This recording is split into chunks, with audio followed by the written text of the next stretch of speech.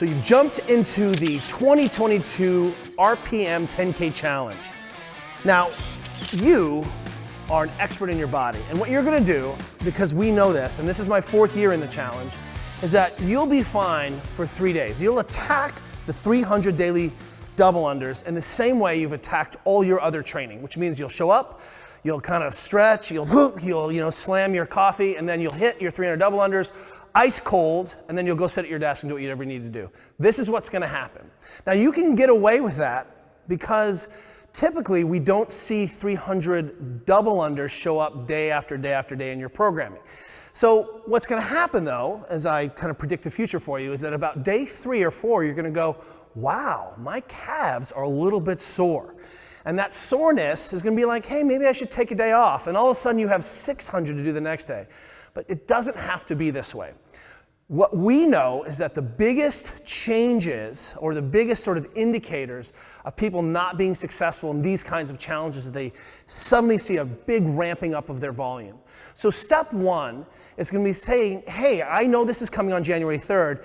Can I begin to expose myself to some daily jumping? It doesn't even have to be double unders, but I want to begin a few minutes every day and making sure that it's part of my warm-up or part of my cool-down so I can begin to expose myself to the regularity of the sort of the high intensity jumping that we know is coming. So if I can be rolling in and be thinking, hey, maybe I can start to build, it's 20 double unders today, and at the end of the week I'm working on 50 double unders a day.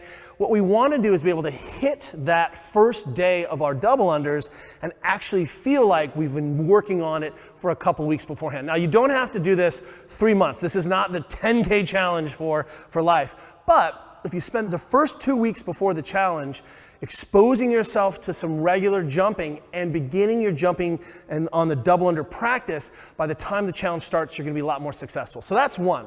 Number 2 is how you prepare your tissues for this kind of event. Now again, most of us can handle this kind of volume intermittently throughout the course of a month, but day after day it's going to aggregate into a little bit different exposure.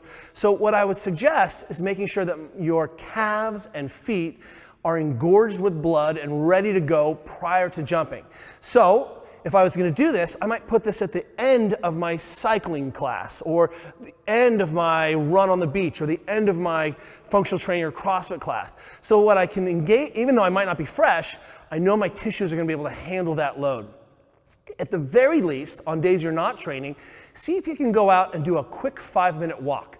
Very brisk, not a slow walk, but a 5-minute brisk walk.